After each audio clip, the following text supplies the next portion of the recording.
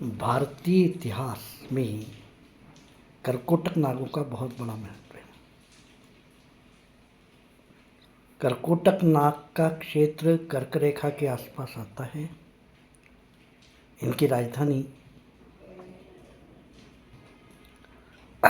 महेश्वर थी। शस्त्रार्जुन ने जब अपना राज्य स्थापित किया तो कर्कोटक नागों को वहाँ से हटाया और हटाने के बाद वहाँ पर अपनी राजधानी स्थापित की थी। ये कर्कोटक नाग उसके बाद मध्य प्रदेश के कई क्षेत्रों में फैल गए थे। इसी तरह सहरिया जो जनजाति हैं वो शेष नाग को रिप्रेजेंट करती हैं और नागों के यहाँ पर लगभग 9 बेल्ट आते हैं और 9 बेल्टों में से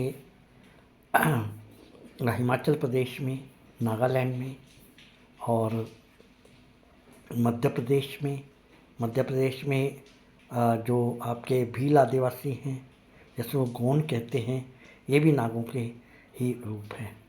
आज नागपंचमी है। नागों को सर्प के साथ जोड़ के देखा जाता है।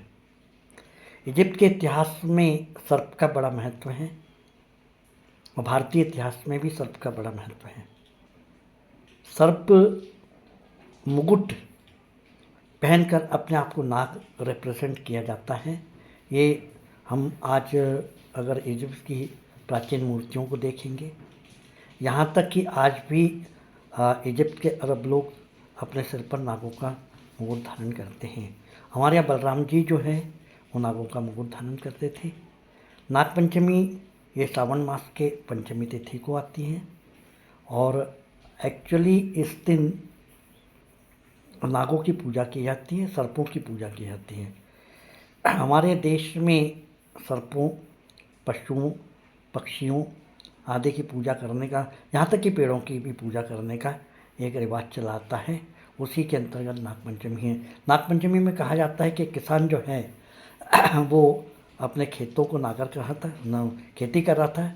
हल चलाते समय नागों ने कुछ अंडे दिए थे, वो अंडे फूट गए, उससे नागों की मृत्यु हुई। उसने एक संकल्प लिया कि नागपंचमी के दिन, जो पंचमी का दिन था, उसी दिन जो है उसने संकल्प लिया कि मैं कभी भी लोहे की वस्तु का इस्तेमाल नहीं करूँगा। महाराष्ट्र में ये प्रथा आज भी प्रचलित है। घर घर में सब्जी आदि बनाने के लिए और लोहे के हथियार का प्रयोग नहीं किया जाता। लोहे के बर्तनों का प्रयोग जो है नहीं किया जाता है। तो ये नागपंचमी का आज का अवसर है। जो नागों को, सर्पों को, रेप्टाइल्स जिनको बोलते हैं, उनके लिए रिप्रेजेंट है। और नागवंश के राजाओं का भी यहाँ बहुत बड़ा उल्लेख है। रानी कमलापति भी नागवंश से रिप्रेजेंट करती थी और आज भी छत्तीसगढ़ के इलाकों में नागवंशों की परंपरा आज भी कायम है। वहाँ कुछ लोग अपने आप को नाग भी लिखते हैं, नागवंशी भी लिखते हैं। इस तरह से जो है नागों का बहुत बड़ा विस्तार है और भारत में उनका एक विशेष महत्व है। नागपंचमी है।